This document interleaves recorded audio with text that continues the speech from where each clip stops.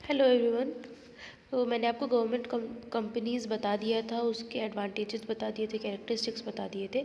आज मैं आप लोगों को डिसएडवांटेजेस ऑफ गवर्नमेंट कंपनी बताने वाली हूँ।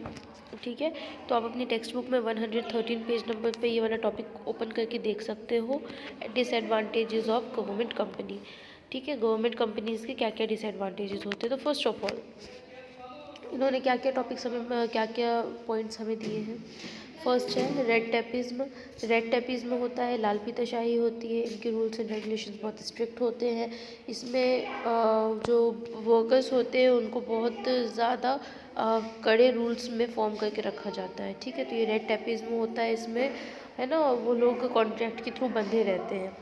देन सेकेंड नंबर का क्या है, अननेसेसरी इंटरफेरेंस। इसमें अननेसेसरी इंटरफेरेंस होता है, लोग बेमतलब इसमें बेमतलब इसमें आकर इंटरफेयर करते हैं। ठीक है, ऐसे लोगों का इंटरफेरेंस होता है जिनकी हमें ज़रूरत भी नहीं होती है। फॉर एग्जांपल दी पॉलिटिशियंस के इंटरफेरेंस इसमें बहुत ज़्यादा होता है। हाई प्रोफाइल ऑफिसर्स, ऐसे ऑफिसर्स जिनका प्रोफाइल बहुत हाई है, वो लोग भी अपने कुछ कामों के लिए अपना इंटरफेयर करते हैं। सम सेल्फिश रिप्रेजेंटेटिव्स ऑफ पीपल, कुछ ऐसे सेल्फिश रिप्रेजेंटेटिव होते हैं पीपल के जो कि वहाँ पर इंटरफेयर करते हैं, है ना। Of people develop such pressure, और ऐसे गवर्नमेंट कंपनीज़ पे वो ऐसा प्रेशर मेंटेन करते हैं, ऐसा प्रेशर करते हैं जिससे कि गवर्नमेंट कंपनीज़ के ऑफिसर्स जो होते हैं वो प्रेशराइज होकर ऑनेस्टली काम नहीं कर पाते हैं।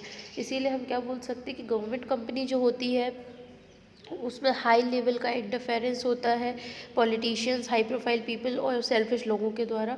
तो उसकी वजह से जो लोग होते हैं वो प्रॉपरली और इफ़िशिएंटली और ऑनेस्टली काम नहीं कर पाते हैं। Then number 3, lack of motivation.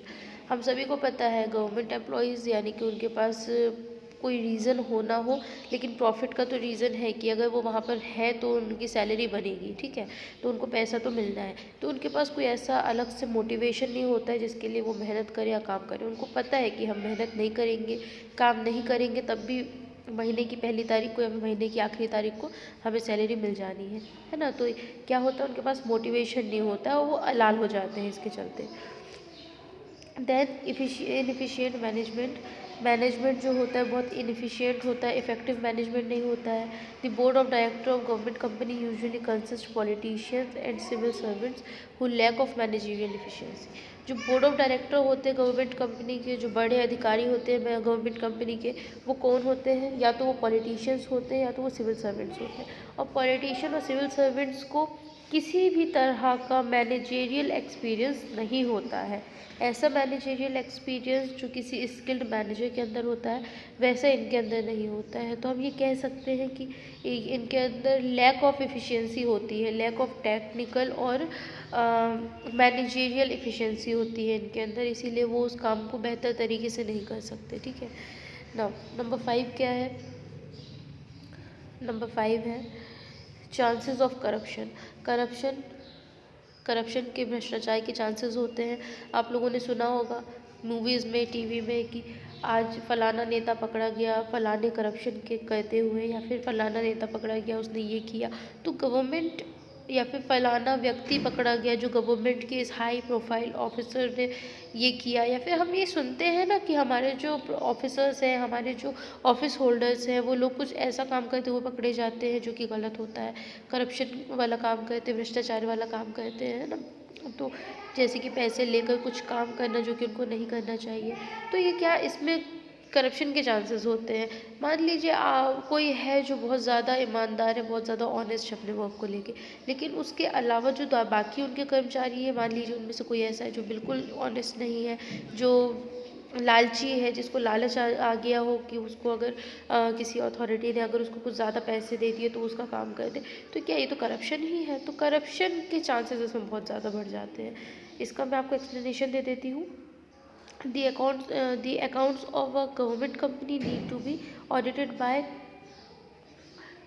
comptroller or an auditor general. जो गवर्नमेंट कंपनी होती है उसको कंट्रोलर या तो ऑडिट करते हैं या तो ऑडिटर जनरल करते हैं। ठीक है, thus it Bairstow more power in the hand of government officials when provide ample opportunity to mismanagement of accounts of government undertaking। इसीलिए क्या होता है कि गवर्नमेंट के हाथ में होता है, गवर्नमेंट के जो हाई प्रोफाइल लोग जो होते हैं वो लोग चाहे तो उसको मिसमैनेज कर सकते हैं, उसको इधर उधर करने का उनको मौका मिल जाता है। ठीक है, तो गवर्नमेंट कंपनीज़ के ये डिसएडवांटेजेस थे। लास्ट में हमें कंक्लूजन क्या मिला? The government companies play vital role in the field of economic development. एक गवर्नमेंट कंपनी जो होती है वो वाइटल रोल प्ले करती है इकोनॉमिक डेवलपमेंट में। ठीक है, गवर्नमेंट कंपनी बहुत बड़ा रोल प्ले करती है हमारे हमारे इकोनॉमिक डेवलपमेंट पे। These undertakings can achieve their objective only with the chance with the change in attitude and thinking of government. और ये ही अंडरटेकिंग्स जो होती है अपने ऑब्जेक्टिव को किस तरीके से अचीव कर सकती है? By changing the attitude of undertaking of government, है ना, ये लोगों का एटीट्यूड चेंज करने में। ठीक है, किस तरीके से वो अपने गवर्नमेंट एम्प्लॉयज़ जो है उनका एटीट्यूड चेंज करें, पॉलिटिशियंस का, और जो गलत लोग हैं, जो गलत लोग इनको जो गलत लोग इनको प्रेशराइज करते हैं उन लोगों को रोकें। तो इससे क्या हो सकता है, उनका काम बहुत आसानी से अच्छे तरीके से हो सकता है ना, नॉन करप्टिव वर्क हो जाएगा इनका। नाउ एक टॉपिक हमारा क्लियर हो गया कि what are the disadvantages of government concern. Now the comparison among various forms of public enterprises. Public enterprises के कुछ ऐसे फॉर्म्स, 3 फॉर्म्स के बीच में हम क्या करेंगे, कंपैरिजन करेंगे, डिफरेंस पढ़ेंगे। ठीक है, तो हमारे सामने कौन कौन सा फॉर्म रखा हुआ है? डिपार्टमेंटल अंडरटेकिंग, मैंने आपको ये भी एक्सप्लेन कर दिया, स्टैट्यूटरी कॉर्पोरेशन और गवर्नमेंट कंपनी। 3 फॉर्म्स हैं हमारे पास, तीनों में हम क्या करेंगे, डिफ्रेंशिएशन करेंगे। तो फर्स्ट क्या है, फॉर्मेशन। ये कंपनियाँ, ये एंटरप्राइजेस बनते कैसे हैं? तो फर्स्ट क्या है, departmental undertaking. The formation of departmental undertaking is done by ministry of government. इसको गवर्नमेंट बनाती है। ठीक है, the formation of statutory corporation takes place by special act of parliament और स्टेट लेजिस्लेचर। क्या होता है कि इससे जो होता है ना स्टैट्यूटरी कॉर्पोरेशन, इसको किसी स्पेशल एक्ट के द्वारा बनाया जाता है और इसको पार्लियामेंट या फिर स्टेट लेजिस्लेचर जो होता है वो प्रिपेयर करता है। ठीक है, now government company, the formation of government company takes place under companies act by ministry without private sector participation. इसको कंपनीज एक्ट के द्वारा बनाया जाता है। इसमें प्राइवेट कंपनी या फिर प्राइवेट सेक्टर का पार्टिसिपेशन हो सकता है और नहीं भी हो सकता है, चांसेस उसमें 50-50 के होते हैं। लेकिन इसको बनाया कैसे जाता है, अंडर कंपनीज एक्ट। ओके, तो मैंने आपको तीनों का फॉर्मेशन बता दिया। नेक्स्ट क्या है, लीगल, इनकी लीगैलिटी क्या होती है। ठीक है, तो फर्स्ट क्या है हमारा, government departmental undertaking, they possesses no separate entity distinct from the government department. इनका कोई भी पोजीशन नहीं होता है गवर्नमेंट डिपार्टमेंट में, किसी भी तरह से ये पोजेस नहीं करते हैं। Then second, they possess a separate legal entity. इनकी सेपरेट लीगल एंटिटी होती है, इनका खुद का एक लीगल एंटिटी होता है। ठीक है, the third, government company, they are basically registered companies under companies act possessing a separate legal entity. ये कंपनीज एक्ट के द्वारा बनाए जाते हैं, इसीलिए इनका क्या होता है, एक सेपरेट लीगल एंटिटी होता है। लेकिन जो ये है, इनका कोई भी लीगल एंटिटी नहीं होता है। Now third, capital, the total capital of is allocated through budget of relevant ministry. इसका जो डिपार्टमेंटल अंडरटेकिंग का जो बजट है, उसको जो जिस भी मिनिस्ट्री ने उसको बनाया है वो उसका बजट तय करती है। स्टैट्यूटरी जो है, the initial capital is arranged by the government. They adopt a separate policy for arrangement of capital and can borrow also. इनका क्या होता है, जो पहले जो सबसे शुरुआत में इनका जो कैपिटल होता है वो गवर्नमेंट अरेंज करती है, लेकिन फिर बाद में ये अपना कैपिटल खुद अरेंज कर सकते हैं और अमाउंट वो बोरो भी कर सकते हैं। The government share of capital is 51%। जो गवर्नमेंट कंपनीज होती है उसमें गवर्नमेंट के शेयर 51% होते हैं, एंड द रेस्ट में belong to public and other investment institution. और बाकी जो होते हैं वो पब्लिक या फिर जो भी उनके अलावा जो इन्वेस्ट कर रहे हैं उनके होते हैं। Number 4, control and management. इनको कंट्रोल और मैनेज कौन करता है? सबसे पहले देखिए कि डिपार्टमेंटल अंडरटेकिंग जो है उसको सबसे पहले कौन मैनेज करता है? They are control manage by the government officials. इनको गवर्नमेंट ऑफिशियल्स कहते हैं, जिसको मिनिस्ट्री जो होती है वो अपॉइंट करती है। Statutory corporation management is done bye nominated members of board of director. इसको बोर्ड ऑफ डायरेक्टर के द्वारा जो भी व्यक्ति नॉमिनेट किया गया है वही करता है, ठीक है। Then government company, they are also managed by the nominated board of director. इसको बोर्ड ऑफ डायरेक्टर में जो भी नॉमिनेटेड लोग होते हैं वो लोग मैनेज करते हैं, बट बोर्ड ऑफ डायरेक्टर में इंक्लूड प्राइवेट एंटरप्रेन्योर्स। लेकिन इसमें बोर्ड ऑफ डायरेक्टर में प्राइवेट एंटरप्रेन्योर्स भी हो सकते हैं, ठीक है। यहाँ तक का आपको डिफरेंस समझ में आ गया।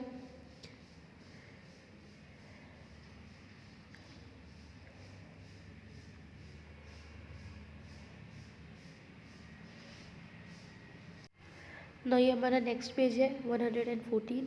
114 पेज नंबर में आप इसका आगे का पार्ट देखिए। नंबर 4 तक मैंने आपको एक्सप्लेन कर दिया। नंबर 5 क्या है? स्टाफिंग।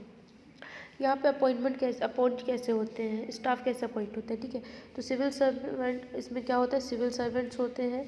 ऑल गवर्नमेंट एम्प्लॉयज़, इसमें सारे गवर्नमेंट एम्प्लॉयज़ होते हैं। फिर इसमें क्या होता है, employees are recruited through corporation under contract. इसमें जो नॉन गवर्नमेंट सर्विसेज होती है उसके थ्रू क्या होते हैं, रिक्रूट किए जाते हैं स्टैट्यूटरी कॉर्पोरेशन में। फिर गवर्नमेंट कॉर्पोरेशन में क्या होता है, professionals are recruited by companies. इसमें क्या होता है, प्रोफेशनल्स रिक्रूट किए जाते हैं, प्रोफेशनल एम्प्लॉयज़ आते हैं इसमें। Then number 6 financing, the departmental undertakings got their financial requirement through budgetary allocation. इसमें क्या होता है, बजट इनका प्रिपेयर किया जाता है। They can not borrow from general public, ये पब्लिक से कुछ भी बोरो नहीं कर सकते हैं। ये जो होते हैं इनको पहले से बजट इनका तैयार रहता है और उसी बजट के थ्रू इन लोगों को काम करना रहता है। एंड स्टैट्यूटरी कॉर्पोरेशन में क्या होता है, इनको फंड रिसीव होता है गवर्नमेंट की तरफ से और उनकी अपनी भी अलग से इनकम होती है। They can borrow loan from government, और ये गवर्नमेंट से लोन भी बोरो कर सकते हैं। ये लोग जनरल पब्लिक से बॉन्ड्स के या फिर डिपॉजिट्स के थ्रू भी पैसा ले सकते हैं, ठीक है। ये इनकी फाइनेंसिंग होती है। फिर इसमें क्या है, गवर्नमेंट में क्या है,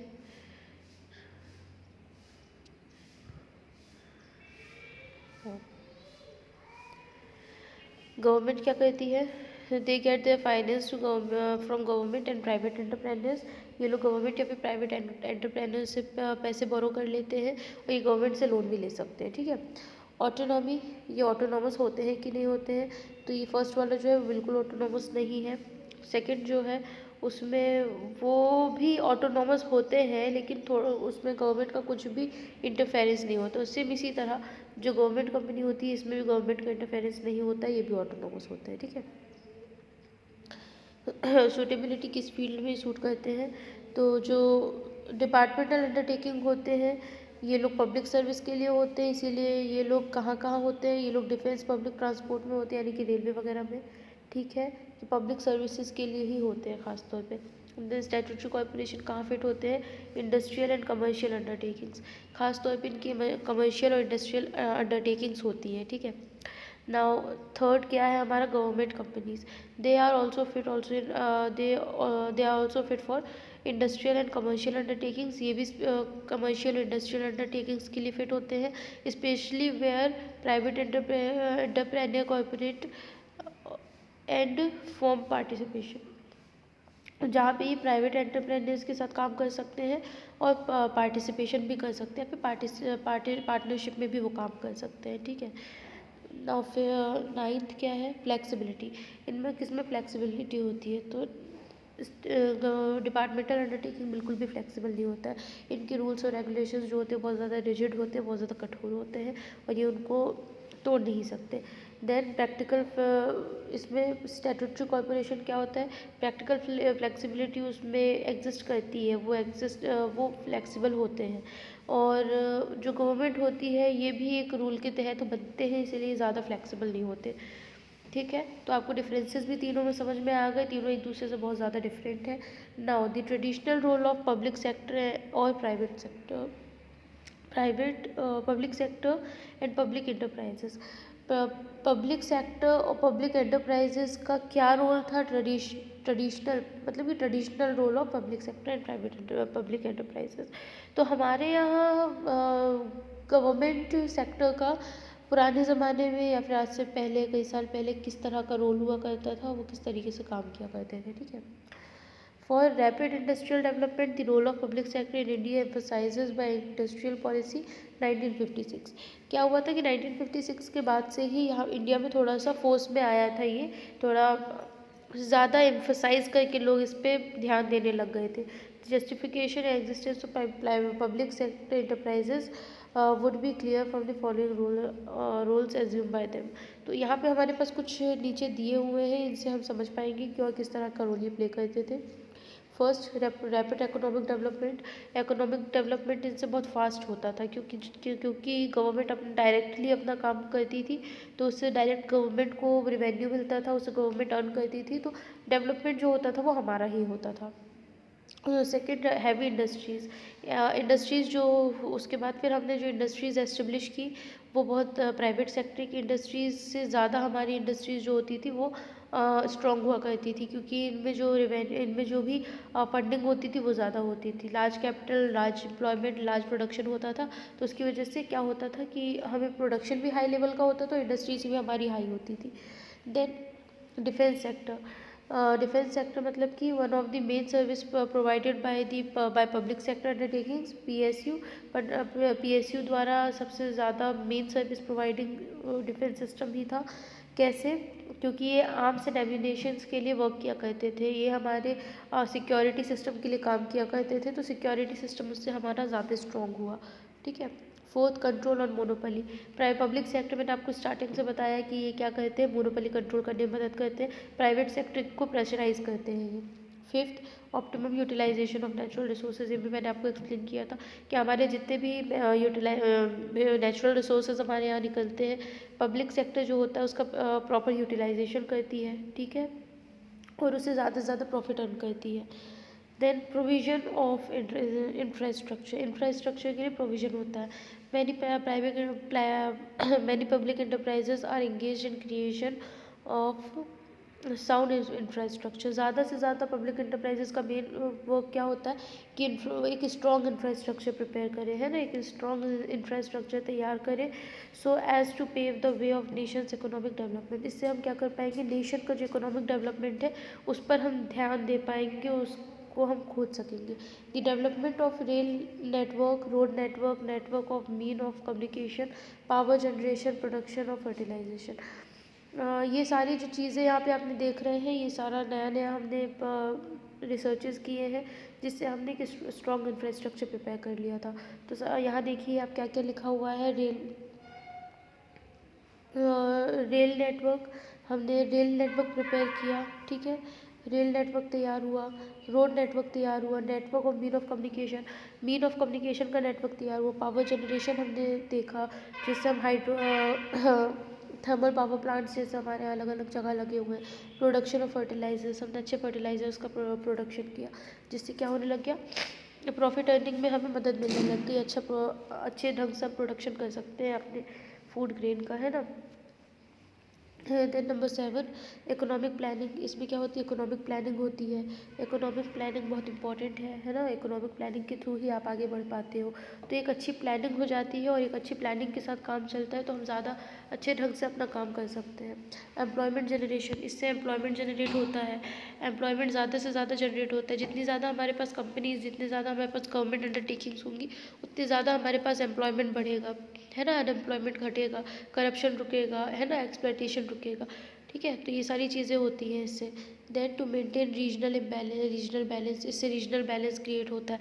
मैंने आपको ये भी एक्सप्लेन किया था कि रीजनल बैलेंस क्या होता है। रीजनल बैलेंस क्रिएट होता है, अलग अलग एरिया में अलग अलग तरीके से उनकी इकोनॉमी बूम करती है ना, हम उसको अच्छे तरीके से काम में ला सकते हैं, अलग अलग रीजन का अलग अलग काम ला सकते हैं, और उससे हम क्या कर सकते हैं, रीजनल बैलेंस मेनटेन कर सकते हैं, लोगों का स्टैंडर्ड ऑफ लिविंग बढ़ा सकते हैं।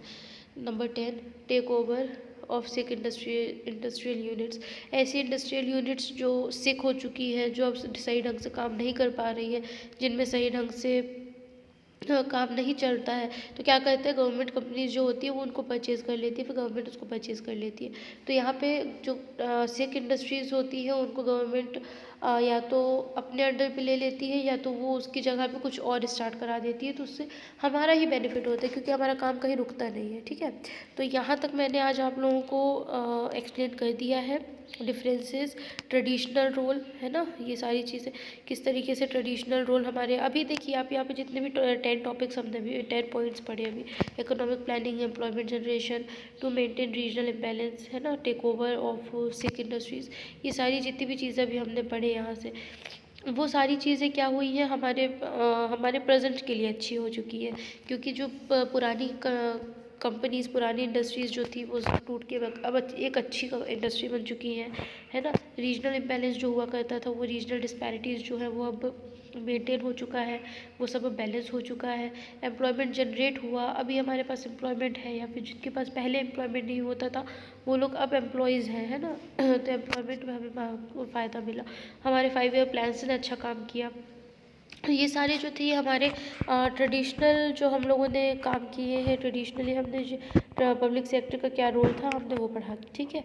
इसके बाद फिर मैं आपको बता दूंगी changing role of public sector, ठीक है, रोल पब्लिक सेक्टर का रोल किस तरीके से चेंज हुआ। तो आज के लिए बस इतना ही, okay, thank you so much.